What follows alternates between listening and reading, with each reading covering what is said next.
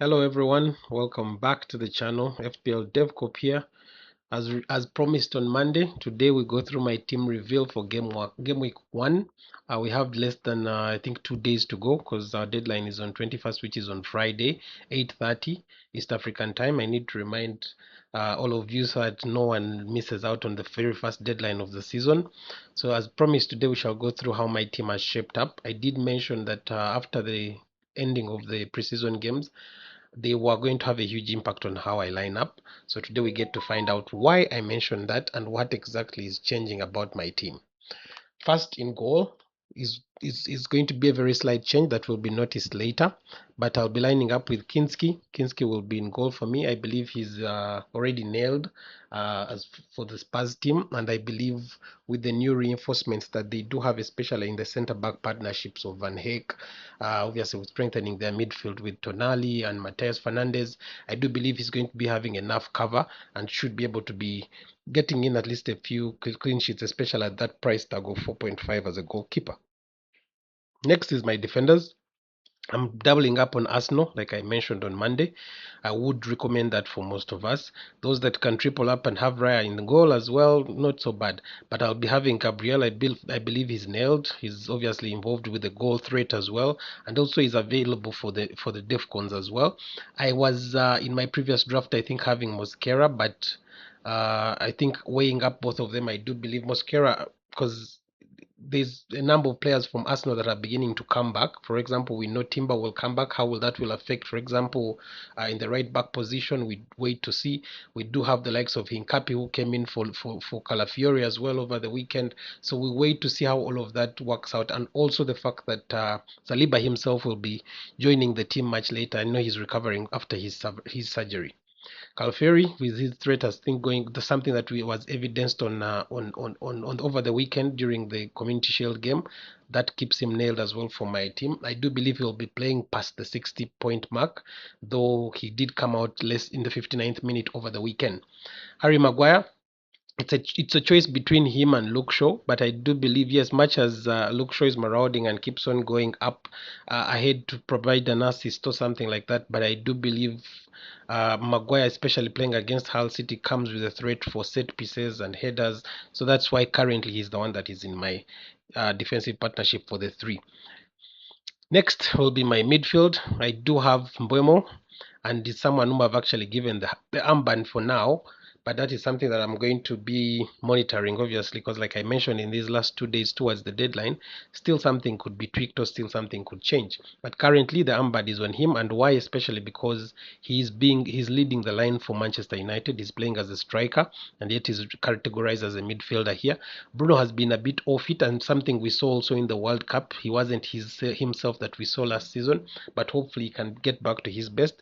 Obviously, being on set pieces, especially and penalties as well, gives him an edge. So if I was to change the armband, I think it would be between him and Buemo. But currently it's on Buemo because of that advanced play that he's in. Bruno Fernandes is a no-brainer. He's in my team. The new addition, like I mentioned on Monday, is Solis. He's a threat. He's involved in attacking returns. Defcon's not so much, but at least he's always involved, providing most assists during the preseason game. I just hope to monitor and see how he plays alongside Martinelli. If the two will be being evolved, or if they can play together, because Martinelli can actually also play in the striking role, something that Ateta has tried before.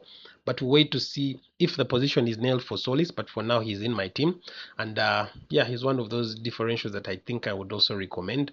Semenyo comes in my team because the question is, does my team have Haaland or no Haaland in it? That is something we wait to see. But Semenyo is in my team. He has been the best performer, I think, for Manchester City during preseason as well. I do believe, like I mentioned over in the Monday video, that they may struggle this season, but I think he's nailed at least, or is assured of 90 minutes. Not someone that gets injured often. So I think for the Man City backup, he's going to be in my team. Then I'm going up for Vats over Soboslai. I feel like with Andoni Raiola coming in, he did promise that he wants to use him as a 10. That will make him a bit more attacking. I hope he does adjust to the style of play much easier than he was for Slot. So I feel like he's going to be a bit more forward. So like for me, yes, on the set pieces, we wait to see if he'll also be on the penalties, but that's something that is between him and, for example, an Isak. So we wait to see who exactly is, for example, on the penalties for Liverpool. But for now, I'm going for Wits because of that. It's almost like tends to be used sometimes a bit more backwards, but obviously with a free kick here and there once in a while, he can always come up. And obviously with the defcons as well, he's very, very good at that as well.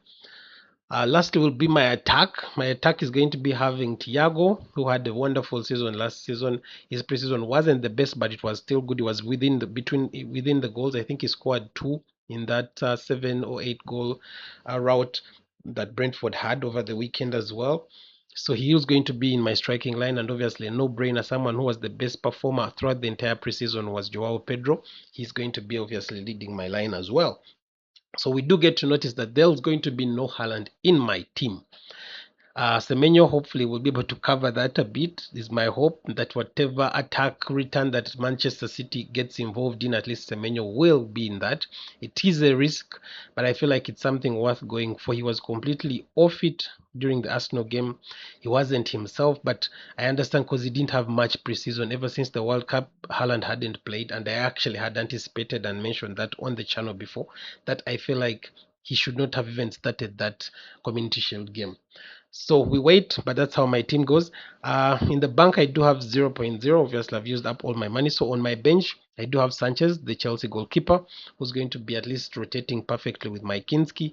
My first person on the other strike I have is Dominic Calvert-Lewin, who was also very impressive during preseason as well, and someone that I also look forward to using, especially as the season goes on. So there will be a time when I'll be changing my formation to cater for that as well. Defensive backup is Thomas and Van Ewijk, who both play for Coventry. They're starting with Arsenal. So that is my bench. So that exactly is how my team looks, really. Um, Thank you for subscribing. I've been noticing our numbers going higher. Thank you for liking the comments. And indeed, like I promised, this is my team reveal for Game Week 1. Anything could change between now and Friday, but keep track of the channel. Remember to subscribe. Remember to like, and also click on that notification bar so that whenever I put up a video, you're the first person that can receive it. Thank you very much and catch you next time.